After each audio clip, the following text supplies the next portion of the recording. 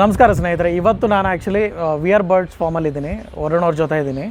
So ಇಲ್ಲಿ ಒಂದು special guest ನಮ್ಮ ಜೊತೆ ಇದ್ದಾರೆ. ಸೊ ಅವ್ರು ಯಾರು ಅಂತ ಹೇಳಿದ್ರೆ ಮಿಸ್ಟರ್ ಗುಟ್ಟು. ಸೊ ಗುಟ್ಟು, ಅದು ಹೆಸರು ಬಂದು ಗುಟ್ಟು ಅಂತ ಹೇಳಿ, ಆಫ್ರಿಕನ್ ಕಾಂಗೋ ಗ್ರೇ. ನಿಮಗೆ ನಾನು ಶಾರ್ಟ್ಸಲ್ಲಿ ಹೇಳಿದ್ದೆ, ನಿಮಗೆ ಒಂದು ಶಾರ್ಟ್ಸ್ ಹಾಕಿದ್ದೆ ವಿಡಿಯೋ, ಆ ಶಾರ್ಟ್ಸಲ್ಲಿ ಹೇಳಿದ್ದೆ ಇದು ತುಂಬಾ ಟಾಕೆಟಿವ್ ಬರ್ಡ್ ಅಂತಲೂ ನಾವು ಕರಿಬೋದು. ಆಮೇಲೆ ಆಫ್ರಿಕನ್ ಕಾಂಗೋ ಆ ಜಾತಿನಲ್ಲಿ ತುಂಬ ದೊಡ್ಡದಾದ ಒಂದು ಬರ್ಡ್, ಪ್ಯಾರೆಟ್ ಸ್ಪೀಷೀಸ್ ಇದು. ಸೊ ವರುಣ್, ಆ್ಯಕ್ಚುಲಿ ಇದು ನನಗೆ ಗೊತ್ತಿರೋ ಹಾಗೆ ಈ ಬರ್ಡು ತುಂಬಾ ಹೆಸರು ಮಾಡ್ಬಿಟ್ಟಿದೆ ಆಲ್ರೆಡಿ. ಹೌದು. ಸೊ ಏನಕ್ಕೆ ಹೆಸರು ಮಾಡಿದೆ ಅಂತಂದರೆ, ಒಂದು ಇದ್ರ ಫ್ಯೂಚರ್ಸ್ ಬಂದು ಸಿಕ್ಕಾಪಟ್ಟೆ ಟಾಕೆಟಿವ್ ಬರ್ಡ್ ಒಂದಿದು. ಸೊ ಇದ್ರ ಬಗ್ಗೆ ಸ್ವಲ್ಪ ನಮ್ಮ ವ್ಯೂವರ್ಸ್ಗೆ ನೀವು ಎಕ್ಸ್ಪ್ಲೇನ್ ಮಾಡಿ. ಓಕೆ, ಇದು ಮೇನ್ಲಿ ಬಂದು ಆಫ್ರಿಕನ್ ಕಾಂಗೋ ಗ್ರೇ ಅಂತ ನಾವು ಕರೆಯೋದು, ಸೈಂಟಿಫಿಕ್ ನೇಮ್ ಬಂದ್ಬಿಟ್ಟು. ಇದು ಒರಿಜಿನೇಟೆಡ್ ಪ್ಲೇಸ್ ಬಂದ್ಬಿಟ್ಟು ಆಫ್ರಿಕಾನೇ. ಸೊ ಆಮೇಲೆ ಇನ್ನೇನು ಹೇಳ್ಬೋದು ಅಂದರೆ, ಇದು ಲೈಫ್ ಸ್ಪ್ಯಾನ್ ಕಡೆ ಹೋದರೆ ನಮ್ಗೆ ಮ್ಯಾಕ್ಸ್ ಟು ಮ್ಯಾಕ್ಸ್ ಅಂದರೆ ಒಂದು 50 to 60 ಇಯರ್ಸ್ ಇದೆ. 50 to 60 ಇಯರ್ಸ್? ಹೌದು. Okay. It's equal to a human. ಇವಾಗ ಗೂಗಲಲ್ಲಿ ಸರ್ಚ್ ಮಾಡಿದ್ರೆ life span of an African grey ಅಂತ ನಾವು ನೋಡಿದ್ರೆ 55 ಇಂದ 60 ಇಯರ್ಸ್ ಅಂತ ಮೆನ್ಷನ್ ಮಾಡಿದೆ. ಸೊ ಇದು ಎಲ್ಲಿಂದ ಬಂದಿರೋದು ಇದು? ಸೊ ಇದು ಮೇನ್ ಒರಿಜಿನೇಟೆಡ್ ಪ್ಲೇಸ್ ಬಂದ್ಬಿಟ್ಟು ಆಫ್ರಿಕಾ. Okay okay. ಸೊ ಆಫ್ರಿಕಾಯಿಂದ ಬಂದಿರೋ ಆಫ್ರಿಕನ್ ಗ್ರೇ. ಎಸ್. ಓಕೆ, ಸರಿ. ಇದು ಏನೇನು ತಿನ್ನುತ್ತೆ ಫುಡ್ ಎಲ್ಲನೂ? ಸೊ ಇದರಲ್ಲಿ ನಮಗೆ ಪಾಮ್ ಫ್ರೂಟ್ ಇದೆ, ಆಮೇಲೆ ಸನ್ಫ್ಲವರ್ಸ್ ಒಂದು 2 ಥರ ಇದೆ. ವೈಟ್ ಸನ್ಫ್ಲವರ್ಸ್ ಇದೆ, ಸ್ಟ್ರೈಪ್ಡ್ ಇದೆ, ಆಮೇಲೆ ಚಿಕ್ಕ ಸನ್ಫ್ಲವರ್ಸ್ ಇದೆ ನೋಡ್ಬೋದು. ಆಮೇಲೆ ಪಂಪ್ಕಿನ್ ಸೀಡ್ಸ್ ಇದೆ, ಕುಸುಮೆ ಇದೆ, ಅಗೇನ್ ಓಟ್ಸ್ ಇದೆ. ಅದು ಬಿಟ್ಟು ಲಾರ್ಜಿಗೆ ಬರ್ತೀವಿ ಅಂದರೆ ಆಲ್ಮಂಡ್, ಬಾದಾಮಿ ಇದೆ, ಬಾದಾಮಿ ಕಾಯಿ ಇದೆ, ಸೊ ಬಾದಾಮಿ ಹಣ್ಣು. ಆಮೇಲೆ ಇದನ್ನ ಅಂಜೂರ ಅಂತೀವಿ, ಇದಿದೆ.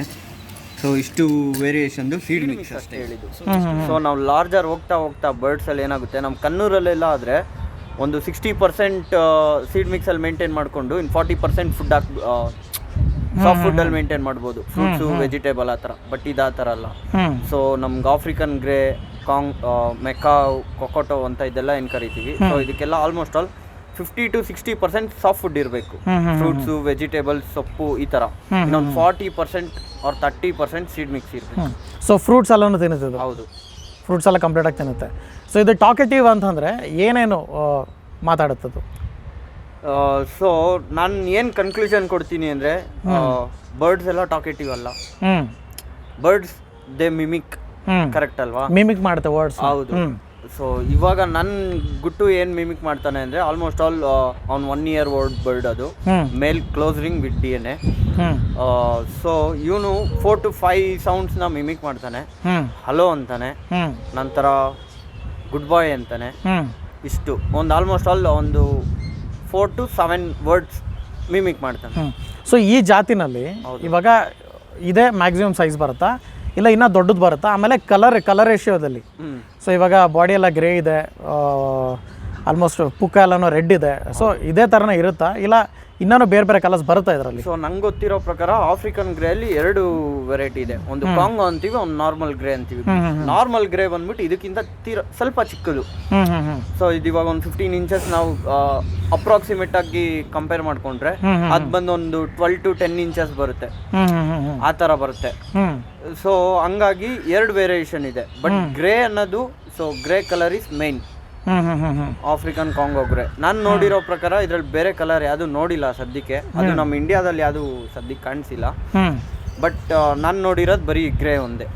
ಬಟ್ ಯೂಟ್ಯೂಬಲ್ಲಿ, ಗೂಗಲಲ್ಲಿ ಸ್ವಲ್ಪ ರೆಡ್ಡಿಶಲ್ಲಿ, ರೆಡ್ ಫ್ಯಾಕ್ಟರ್ಸ್, ಇನ್ನೊಂದು ಯಾವುದೋ ಮ್ಯೂಟೇಟ್ ಮಾಡಿರೋದನ್ನ ನೋಡಿರ್ತೀವಿ. ಬಟ್ ನಾನು ನೋಡಿರೋದು ಗ್ರೇ ಒಂದೇ, ಗ್ರೇ ಕಲರ್ ಒಂದೇ.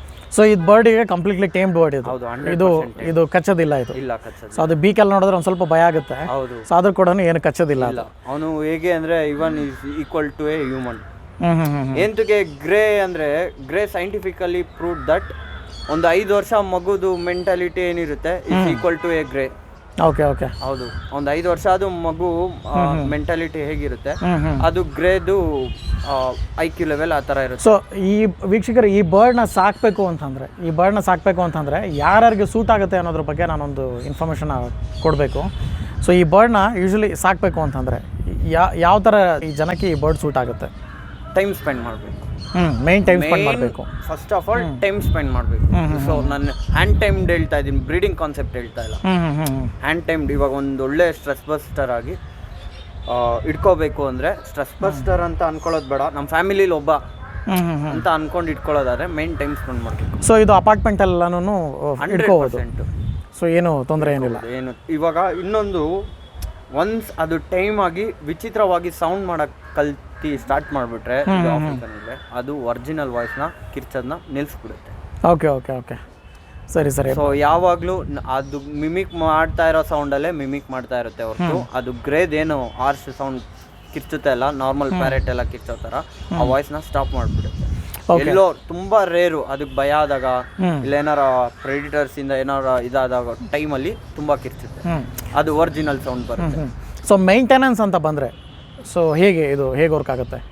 ಸೊ ಮೇಂಟೆನೆನ್ಸ್ ಅಂತ ಬಂದರೆ ಆಫ್ರಿಕನ್ ಗ್ರೇ ಫುಡ್ಡು, ನಾವು ಯಾವುದೇ ಬರ್ಡ್ಗೋದ್ರು ಫುಡ್ಡು, ಅದು ಬಿಟ್ಟರೆ ವಾಟರಲ್ಲಿ ಕ್ಯಾಲ್ಸಿಯಂ ಮಿನರಲ್ ನಾವೇನು ಬ್ರೀಡಿಂಗ್ ಪ್ರೊಸೆಸ್ಗೆ ಯೂಸ್ ಮಾಡ್ತೀವಿ ಅದೇ ಕೊಡ್ತೀನಿ. ಅದೇ ಏನು ಸಪ್ಲಿಮೆಂಟ್ಸ್ ಯೂಸ್ ಮಾಡ್ತೀವಿ ಅದೆಲ್ಲ ಕೊಡಲೇಬೇಕು ಕಾಮನ್ ಆಗಿ.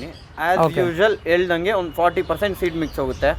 ಆಮೇಲೆ ಡೈಲಿ ಏನಿಲ್ಲ ಅಂದರೂ ಒಂದು 4 to 5 ವೆರೈಟೀಸ್ ಆಫ್ ಫ್ರೂಟ್ಸ್ ಹೋಗುತ್ತೆ. ಓಕೆ. ಸೊ ಬರ್ಡ್ಸ್ ಮೇಂಟೆನೆನ್ಸ್ ಎಲ್ಲ ಯೂಶ್ವಲಿ ಕಡಿಮೆನೇ. ಸೊ ಬೇರೆ ಅನಿಮಲ್ಸ್ ಕಂಪೇರ್ ಮಾಡಿದ್ರೆ ನಾವು ಸೊ ಬರ್ಡ್ಸ್ ಆಲ್ಮೋಸ್ಟ್ ಎಲ್ಲನೂ ಮೇಂಟೆನೆನ್ಸ್ ಕಡಿಮೆನೇ. ಸೊ ಮನೇಲಿ ಕೂಡ ಇಟ್ಕೋಬೋದು ಈ ಬರ್ಡ್ನ, ಆ್ಯಕ್ಚುಲಿ ಮನೇಲಿ ಇಟ್ಕೋಬೋದು. ಕೇಜಲ್ಲಿ ಇಟ್ಟರು ನಮಗೆ ಒಂದು ವಾರಕ್ಕೆ ಒಂದ್ಸತಿ ಟ್ರಿಕ್ ಲೈನ್ ಮಾಡ್ಕೊತೀನಿ, ಕೇಜ್ದು ಪೇಪರ್ ಚೇಂಜ್ ಮಾಡ್ಕೊಳ್ಳೋದು. ಸೊ ಇವಾಗ ಒಂದು ಮ್ಯಾಮಲ್ಸ್ ಹಾಕಿದ್ವಿ ಅಂದರೆ ಎವ್ರಿ ಟೈಮ್ ಕ್ಲೀನ್ ಮಾಡ್ಬೇಕು ನಾವು. ಹೌದು. ಸೊ ಏವ್ಸ್ ಆ ಥರ ಅಲ್ಲ, ಕೇಜಲ್ಲಿ ಇಟ್ಟಿರ್ತೀವಿ ಅಟ್ಲೀಸ್ಟ್ 3 days ಒನ್ಸ್ ನಾನು ಪೇಪರ್ ಚೇಂಜ್ ಮಾಡ್ಕೊತೀನಿ. Okay okay okay. ಸೊ ಗುಟ್ಟು ತುಂಬಾ ಚೆನ್ನಾಗಿದೆ, ಆ್ಯಕ್ಚುಲಿ ನೋಡೋದಕ್ಕೂ ತುಂಬಾ ಚೆನ್ನಾಗಿದೆ. ಇನ್ಫಾರ್ಮೇಷನ್ ಕೂಡ ತುಂಬಾ ಇನ್ಫಾರ್ಮೇಟಿವ್ ಆಗಿತ್ತು. ಇನ್ನೊಂದು ಇನ್ಫಾರ್ಮೇಷನು ಲೀಶ್ ಹಾಕಿದ್ದೀನಿ, ನೋಡ್ಬೋದು ನೀವು. ಅದೇ ಲೀಶ್ ಬಗ್ಗೆ ನಾನು ಆ್ಯಕ್ಚುಲಿ ಲಾಸ್ಟಲ್ಲಿ ಮಾತಾಡೋಣ ಅಂತ ಅಂದ್ಕೊಂಡೆ, ಬಿಕಾಸ್ ಲೀಶ್ ಏನಕ್ಕೆ ಹಾಕಿದ್ದೀವಿ ಅಂತಲೂ ಕೂಡ ನಾವು ಮಾತಾಡ್ತೀವಿ. ಅದಕ್ಕಿಂತ ಮುಂಚೆ ಬರ್ಡ್ ಬಗ್ಗೆ ಒಂದು ನೀಟಾಗಿರುವಂಥ ಒಂದು ವೀಡಿಯೋನ ಮಾಡಿ ನಿಮ್ಗೆ ಹಾಕ್ತೀನಿ. ಇದ್ರ ಜೊತೆನೇ ನಾನು ನೆಕ್ಸ್ಟು ಈ ಸ್ಲೈಡಲ್ಲೇ ನೆಕ್ಸ್ಟ್ ಹಾಕ್ತೀನಿ. ಸೊ ಅದರಲ್ಲಿ ಕಂಪ್ಲೀಟಾಗಿ ಈ ಬರ್ಡ್ ಯಾವ ರೀತಿ ಇದೆ, ಇದ್ರ ರೆಕ್ಕೆಯಿಂದ ಹಿಡಿದು ಅದೆಲ್ಲನೂ ನೀಟಾಗಿ ನಿಮಗೆ ಪರ್ಟಿಕ್ಯುಲರಾಗಿ ಸಿಂಗಲ್ ಬರ್ಡ್ ವೀಡಿಯೋನ ಮಾಡಿ ನಿಮಗೆ ಹಾಕ್ತೀನಿ. ಸೊ ಆ ವೀಡಿಯೋನ ನೋಡಿ. ಆಮೇಲೆ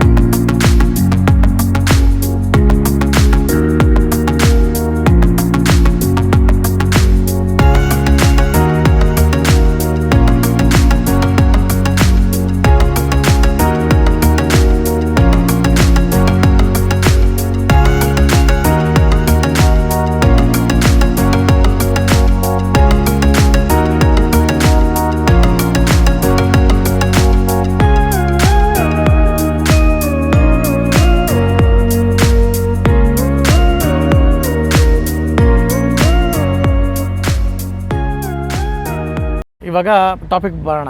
ಆ್ಯಕ್ಚುಲಿ ಲೀಶ್ ಅಂತ ಇವರು ಹೇಳಿದ್ರಲ್ಲ, ಸೊ ಲೀಶ್ ಇದು ಹಾರ್ನೆಸ್ ಅಂತ ಕರಿತೀವಿ, ಬರ್ಡ್ಸ್ ಹಾರ್ನೆಸ್ ಅಂತ ಕರಿತೀವಿ. ಸೊ ಬರ್ಡ್ ಇವಾಗ ಔಟ್ಡೋರ್ನಲ್ಲಿ ಇರೋದ್ರಿಂದ ನಾವು ಇದು ಲೀಶ್ನ ಹಾಕಿದ್ದೀವಿ.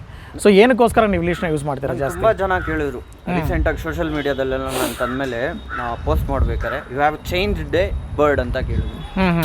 ಯು ಹ್ಯಾವ್ ಚೈನ್ ಅಂದರೆ ಚೈನಲ್ಲಿ ಕಟ್ಟಾಕಿರೋ ಥರ ಬರ್ಡ್ನ ಹಾಕಿದ್ದೀನಿ, ಔಟ್ಡೋರ್ ಇಟ್ಟಿದ್ದೀನಿ, ನಾನು ಕಟ್ಟಾಗಲೇಬೇಕು.